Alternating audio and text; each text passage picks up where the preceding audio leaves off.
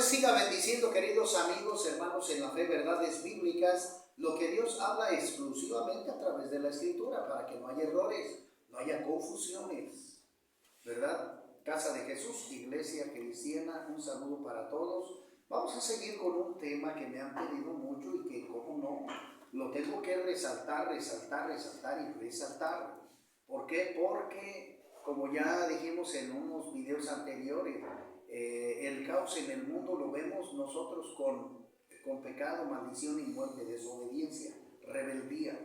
Y es necesario que el mundo vuelva otra vez a los caminos de Dios, a ver las Escrituras, a leer las Escrituras, a salvarse, porque vendrá el juicio, la destrucción del mundo, Apocalipsis 20, y si nosotros no buscamos nuestra salvación, la gente va a sufrir terriblemente.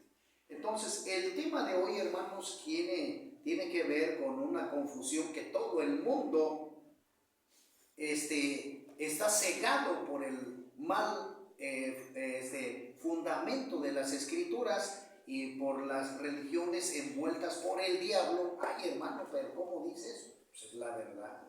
Dios deja su palabra para ser conocido y obedecido. Así nomás. No funda ninguna religión. Todas estas fallaron y se desvían totalmente. Así nomás. ¿Cómo lo puedo garantizar? Con las Escrituras. Así nada más. Así las puedo, ¿cómo se dice? Comprobar. Pero el tema de hoy, ¿quién fundó la religión católica? Porque, oiga, ¿y por qué lo dice? Porque un 90% de personas en el mundo son católicas. O sea, la gran mayoría. Pero esto no quiere decir que sea la mera, que sea la que fundó Cristo Jesús, etcétera, etcétera.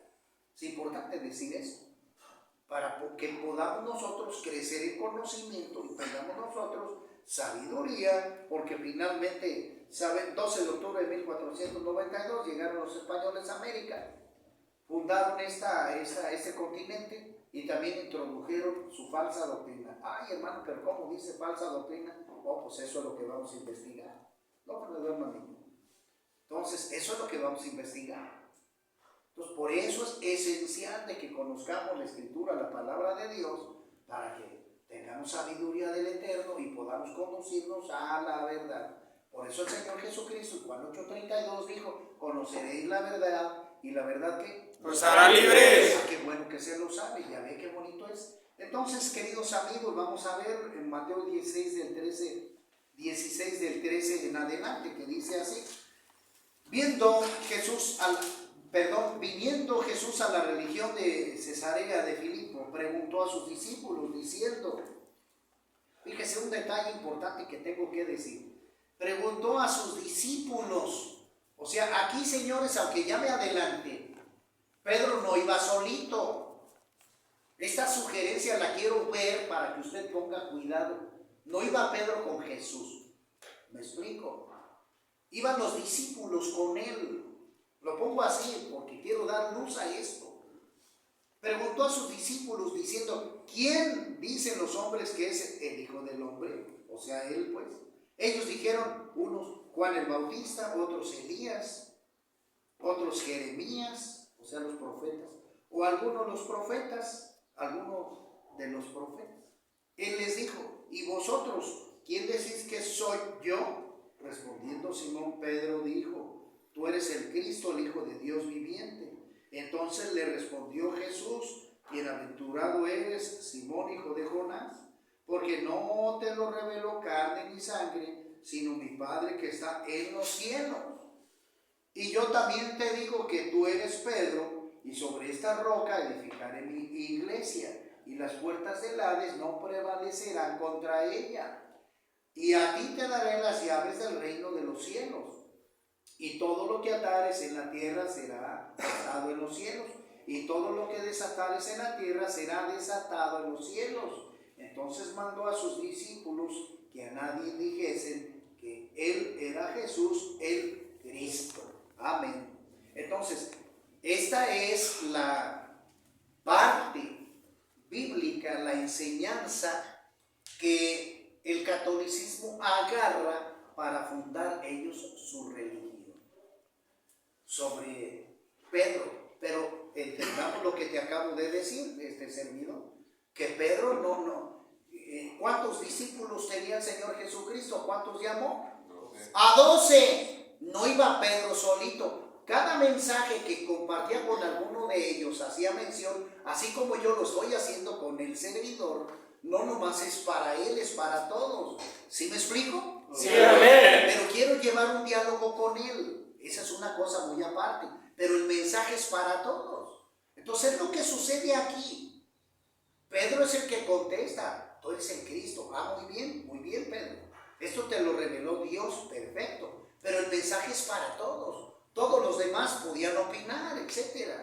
Pero como fue Pedro, el que dijo, bueno, Pedro, muy bien, que al decirle Simón, después Pedro, tú eres piedra, lo que alegan muchos, ¿verdad? Fue porque vemos más adelante que Pedro era de un temperamento muy fuerte. Debemos de verlo a la luz de todo el contexto y el texto. No nomás sacar un contexto y tratar de asimilarlo y dar razón de eso. No. Debemos de ver todo, porque acuérdese del gallo. Acuérdese usted del gallo, como niega al Señor Jesucristo. Pedro, ¿me ama? Sí, Señor. Pedro, ¿me ama? Oh, Señor, yo doy la muerte por ti. Perdón, yo doy la vida, perdón, gracias. Yo doy la vida por ti, yo me muero por ti, Señor. Y miren. Antes que cantara 3 veces el gallo. O sea, ya sabemos lo que pasó con el gallo, pues. Entonces vemos que no estaba seguro Pedro.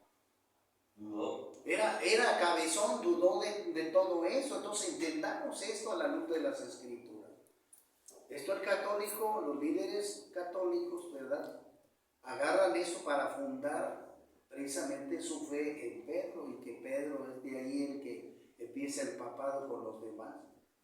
Pero debemos de saber que Pedro no fue el llamado único para servir a Cristo. Él llama a 12 discípulos. A eso los discipula, les enseña y les manda a que prediquen su palabra. Porque también Cristo no se iba a quedar toda la eternidad en la tierra, no. Viene a cumplir un propósito divino. Enseña su palabra, deja su palabra a esos discípulos, muere en la cruz para salvación de la humanidad, resucita y se va al cielo otra vez con el Padre. ¿Verdad? Esto lo entendemos a través de las Escrituras. Pues esto es bien importante analizarlo, creerlo, porque nosotros podemos ver, querido amigo, podemos ver en Primera de Pedro 2.4, mire, vámonos rápido. Primera de Pedro 2.4 dice así la Escritura. Primera de Pedro 2.4. 2.4 dice así: acercándose a él, piedra viva, desechada ciertamente por los hombres, mas para Dios escogida y preciosa. Vosotros también, como piedras vivas, sed edificados como casa espiritual y sacerdocio santo para ofrecer sacrificios espirituales aceptables a Dios. ¿Por medio de quién? Jesucristo. De Jesucristo. Entonces el mismo Pedro está mencionando que la piedra central de la iglesia es Cristo Jesús, no él, no Pedro. Entonces ahí estamos sacando la mentira que el catolicismo está mencionando para edificar su religión. Vemos nosotros en Efesios 2.20 que dice la Escritura, Gálatas, Efesios 2.20 que dice la Escritura de la siguiente manera.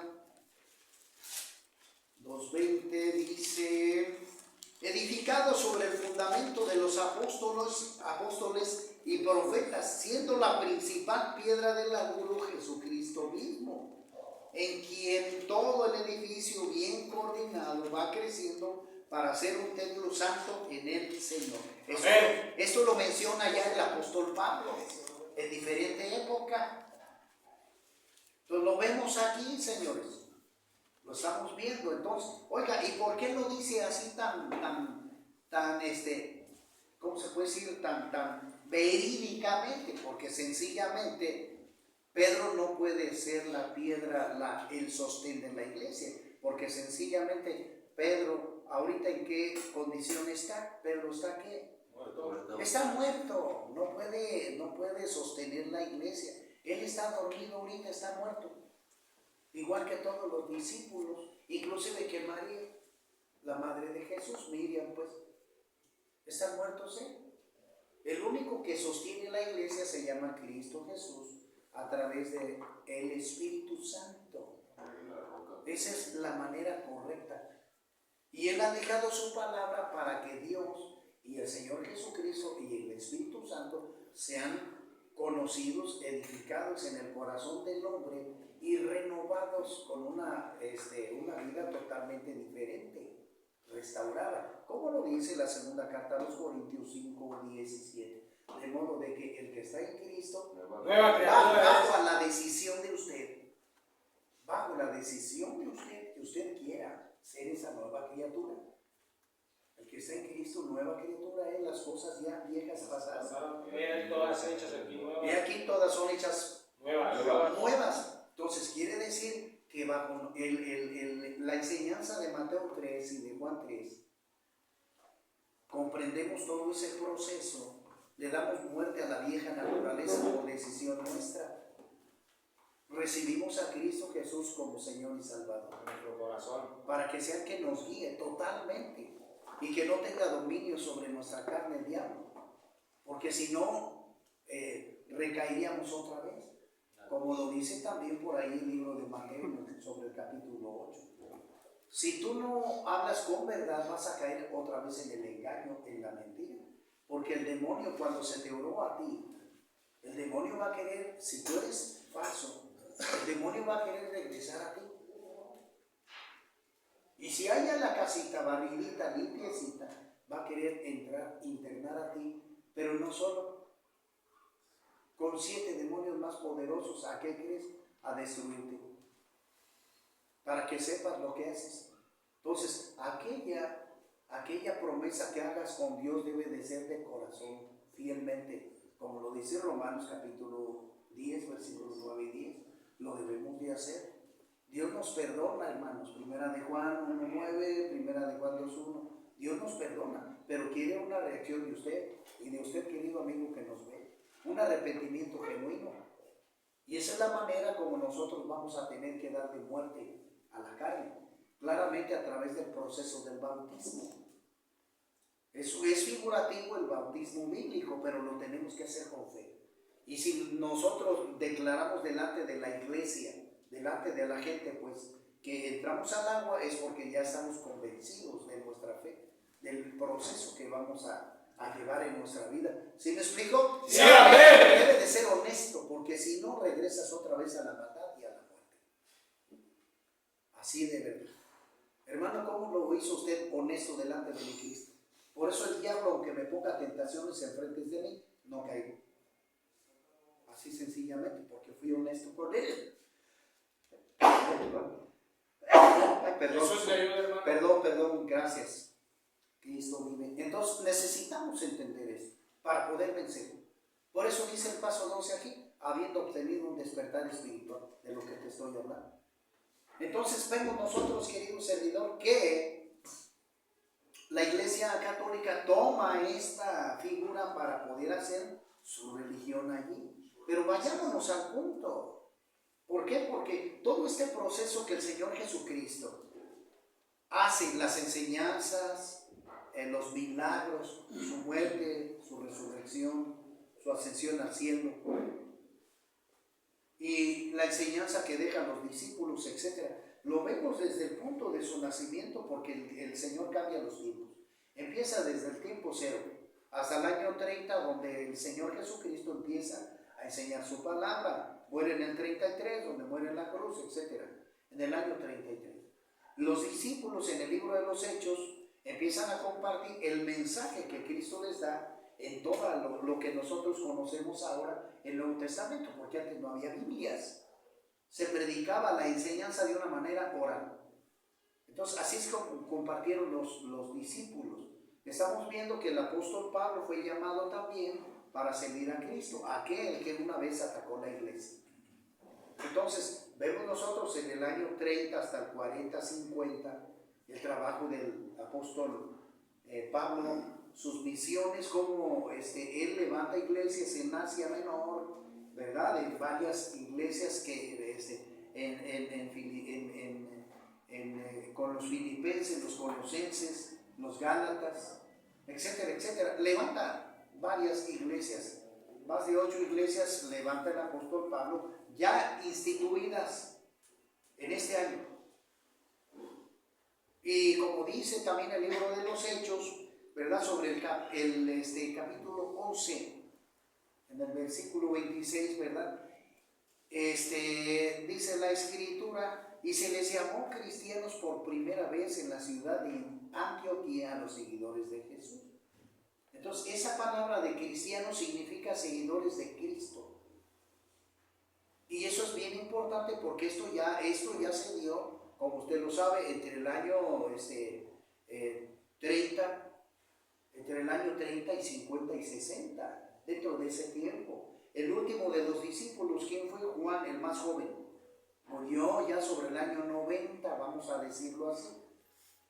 Entonces murió sin ¿cómo se puede decir? Sin contaminar la escritura que recibió de Cristo Jesús. Juan, el último de los discípulos, Juan. Pero también la iglesia católica, la religión católica menciona que Pedro pues les compartió a ellos y que de ahí salen del papado. Pero ¿cómo? Juan no hubiera permitido eso, la transgresión de las escrituras, las mentiras de las escrituras.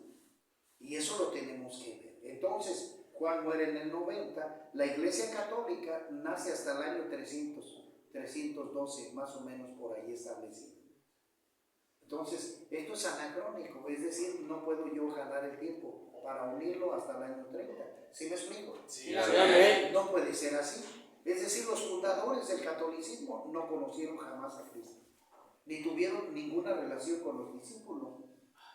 Ni siquiera Pedro estuvo en Roma, porque él compartió el mensaje, lo vemos a través de las escrituras, fue el apóstol Pablo. El apóstol Pablo dedica esta carta a los romanos. Entonces, porque ningún apóstol puede juntarse para predicar en un mismo país, no. Cada uno va a un cierto lugar. Pablo fue a un lugar, Pedro a otro, Juan a otro. ¿Sí me explico? Sí, amén. Y ellos no se deben de interrumpir. Pues, ¿cómo? No. Y esto es lo que sucedió. Fue el apóstol Pablo el que viaja a Roma para compartirle a los romanos. Y lo vemos nosotros en la carta, el libro de los Hechos, a los romanos escrita por Pablo. Entonces quiero mencionar esto que está aquí, ¿verdad? Lo que vemos nosotros ya en el año 300, lejos. Y esto es algo verdadero, ¿verdad? Entonces, lo que vemos aquí, lo que ya mencionaba, y nos vamos a ir hasta el año 314, 312, 1314. Dice en el 313, 14 al 35, dice, negoció Constantino el poder de la iglesia y la fusionó con la iglesia o imperio romano, llamándole a partir de ese momento la Iglesia Universal o Iglesia Católica Romana. San Silvestre fue el primero que usó la tiara como símbolo de autoridad en Roma. Recibió como regalo de Constantino a Roma y permitió que el emperador Constantino gobernara en vez de él. Además declaró junto con Constantino que todos tenían que ser miembros de la nueva iglesia oficial universal fundada por Constantino, ya que todos debían obediencia al nuevo líder de la iglesia y a la vez al emperador de Roma. Usó el título de pontífice máximo, el cual usaron los dos a la vez. Entonces, ¿qué quiere decir esto? Bueno, Constantino funda su religión católica romana, pero el cristianismo verdadero está aparte. Aunque hubo persecución y muerte, porque no me alcanza media hora, ¿verdad? Sabemos nosotros que el pueblo romano, ¿verdad? Los líderes romanos, pues mataban a los cristianos. ¿Sí me explico? En la famosa, ¿cómo se llama? En el Coliseo. En el Coliseo romano. Y ahí se mataban para diversión de los líderes, de los romanos, del imperio romano, pues, hombre. Nerón y todos estos eran muertos. Pero Constantino vio todo aquello y dice, pues, los cristianos van en aumento en mayoría de personas, pues, es necesario hacer la paz. Entonces, él va por ese lado que haciendo la paz puede gobernar y establecer una sola iglesia. Y es lo que él argumenta. Roma, ¿quién era? Era, pues, como Estados Unidos ahorita, un imperio, una fortaleza, un gobierno que tenía dominio en ese tiempo sobre el mundo entero, antes de haber conocido o se descubriera América. Entonces, el imperio romano es el que tenía toda autoridad. Entonces, el cristianismo era un grupo totalmente aparte, que dependía de las enseñanzas de Jesucristo. Y finalmente Constantino arma su iglesia católica romana, pero de grupos que existían alrededor del imperio romano, es decir, de grupos idólatras paganos. Eso lo debemos de estudiar y de saber. Y este libro que estamos leyendo, que se llama La amenaza final, la nueva Babilonia, de Moisés X. Levy, se lo recomiendo porque aquí se encuentra toda la historia del catolicismo, la adoración a los santos, a las vírgenes, por qué se deben de persignar y todo ese tipo de cosas contrarias. Y nosotros vemos en la historia verdadera, pues, la iglesia que fundó Jesucristo, edificada bajo su palabra, sin mancha ni engaños o mentiras, es decir, estrictamente bajo los mandamientos y estatutos que Dios y Cristo Jesús dejaron. Nosotros pues vemos, queridos hermanos, ¿verdad? Que el apóstol Pablo funda las iglesias en Asia, en el norte, en Asia. Establece las primeras iglesias y su fundamento con las escrituras, siguiendo la manera conducta, siguiendo la enseñanza real. Es decir, usted tiene que escuchar a Dios a través de su palabra. Y que todo, si usted visita una iglesia cristiana, debe de ver que lo que le enseña el pastor, el evangelista, tiene que ser acorde a la palabra de Dios 100%, nada de 99%, 100%. ¿Sí me explico? Sí, a ver. Para que usted pueda decir es correcto. Pero si nosotros vemos Gálatas capítulo 1 del 6 al 9, yo lo digo rápido, sí, porque si no el tiempo nos come. Entonces el apóstol Pablo dice, si alguien viene, no es que haya otra iglesia, dice el apóstol, sino que hay muchos que perturban y quieren pervertir el evangelio de Cristo. Pero les digo, hermanos, si alguien viene con una enseñanza diferente a la que está escrita o a la que nosotros hemos compartido de parte de Dios para ustedes, anatema sea. Es decir, maldito. Repito y digo, si alguien viene con una enseñanza diferente a las escrituras, maldito sea. Entonces, esa es una regla de ley para el creyente verdadero. No debe de haber ninguna mentira dentro de la iglesia de Cristo. Ahora usted me puede decir, hermano Rafa, pero hay muchas iglesias falsas, esas van a ser castigadas, destruidas. Cuando venga el juicio, ahí va a estar Apocalipsis capítulo número 3. Por eso Dios Padre nos da hasta ese final para que nosotros sepamos cómo va a terminar el mundo. Por eso Dios les dice, o frío o caliente, porque a los tibios los va a destruir. Entonces todos aquellos tibios son aquellos que viven bajo enseñanzas fuera de las escrituras, bajo las riquezas, bajo enseñanzas que Dios no estableció en su palabra. Entonces, por el tiempo, pues, en la Biblia no me habla que me persiguen, no me habla de la palabra misa, no me habla del bautismo de niños, no me habla de la confesión delante de otro hombre, como la Iglesia Católica establece. Y funda, ¿por qué? Porque lo que establece Jesucristo y Pedro lo establecen en Jerusalén. Y ahí se establece la iglesia de Jesucristo en Israel. ¿Sí me explico? Sí, a ver. No en Roma. Así de sencillo. Entonces, las iglesias verdaderas cristianas están en Israel y de ahí fundan todo y se esparcen por todo el mundo. Aunque hay iglesias cristianas, hay muchas que pretenden ser el catolicismo, el testigo de Jehová, el mormón, que en base a las escrituras tenemos nosotros que pasarlas por ojo clínico, por decirlo así, o una palabra medio vulgar, o colarlas por allí a ver si en realidad son. ¿Sí me explico? Sí, amén. Es decir, la Iglesia Católica, ya le dije yo a usted. Entonces, vemos que no fue la que fundó Jesucristo, porque inclusive los fundadores del catolicismo no son los que llamó Jesús. Estos se valieron de sus artimañas para fundar su religión. Y lo vemos en su doctrina. El apóstol Pablo dice, con una mentira, todo aquello no sirve. Ahí está. La adoración a la Virgen, la aparición de la Virgen de Guadalupe, todo eso es una falsa mentira.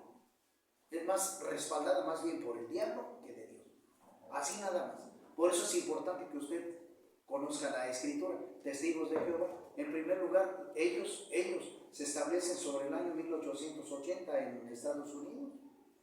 Esta religión se establece así. Oiga, a ver su doctrina falsa, porque en primer lugar ellos no son testigos de Jehová. Y lo vemos en el libro de los Hechos, capítulo número 1, ¿verdad? Porque ahí sí es importante agarrar la Escritura. Libro de los Hechos, capítulo 1, que dice así la palabra de Dios. Dice en el versículo 8, mira, desde el 6, entonces los que se habían reunido le preguntaron al Señor Jesucristo, Señor, ¿restaurarás el reino de Israel en este tiempo?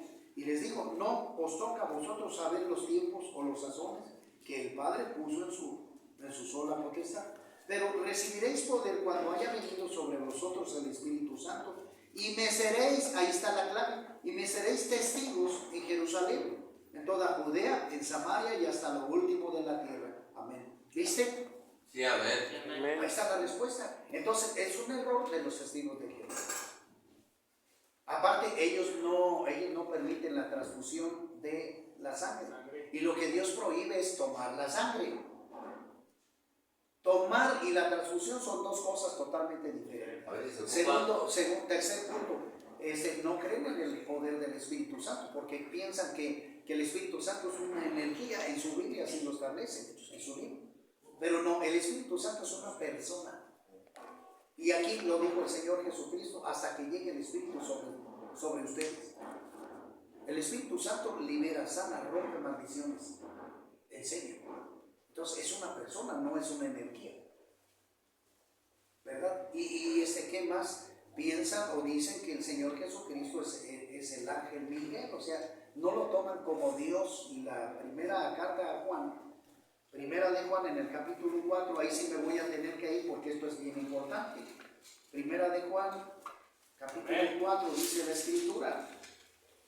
No, en el capítulo 5, en el versículo 6 y 7 y 8 dice, este es Jesucristo que vino mediante agua y sangre, no mediante agua solamente, sino mediante agua y sangre. Y el Espíritu es el que da testimonio, porque el Espíritu es la verdad. Fíjate, porque tres son los que dan testimonio en el cielo: el Padre, el Verbo que es Cristo, y el Espíritu Santo. ¿Y esos tres son qué? Estos tres son uno. Y versículo 8.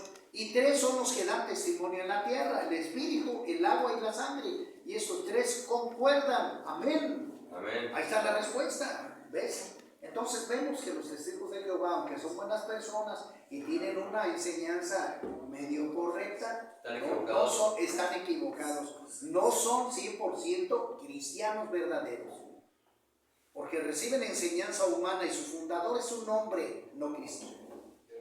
Por ejemplo, si usted me dice, ¿usted qué es, hermano Rafa? Soy cristiano. ¿Quién fundó su iglesia? Cristo. Porque yo estoy 100% sobre las Escrituras, no sobre un fundador humano. No, sobre las Escrituras. Nada de que aquí lo comprueba. Nada de que algún hombre en especial, que Constantino, o que el alemán que ahorita se me va, Martín Lutero, Juan Hus o Wycliffe, nada de eso, no. Es nada más Cristo Jesús. ¿Sí me explico? Sí, amén. Mormones, tamaño porque ellos dicen que el Señor Jesucristo, con esto terminamos, el Señor Jesucristo se desapareció a ellos por segunda vez y que ellos le entregaron las tablas de la ley y que esto que lo otro. También una religión establecida sobre el año 1870-80 en América. Entonces, señores, necesitamos nosotros depender 100% de las Escrituras y obedecer al 100% lo que Cristo nos enseña para que nosotros podamos tener vida eterna y no depender de ningún hombre. Si usted visita una iglesia cristiana en sana doctrina, es para que todo lo que esté diciendo el pastor concuerde con las Escrituras. ¿Sí me explico? ¡Amén! Así no más, así nada más, así nada más. Pero ya vemos que las otras religiones están pues totalmente desviadas de la palabra de Dios. Por eso es bien importante que usted lea la palabra de Dios para que Dios a usted le dé sabiduría y camine usted de la manera correcta y Dios pueda respaldarlo a usted. Amén. Esa es la manera correcta. Entonces, nos faltó mucho, pero esa es la manera correcta de descubrir las artimañas de Satanás a través de las religiones. Dios establece su palabra, Juan 8:32, Éxodo 21, 2 y 3, para establecer su palabra solamente a través de la Biblia, nada más. Que Dios los guarde y los bendiga.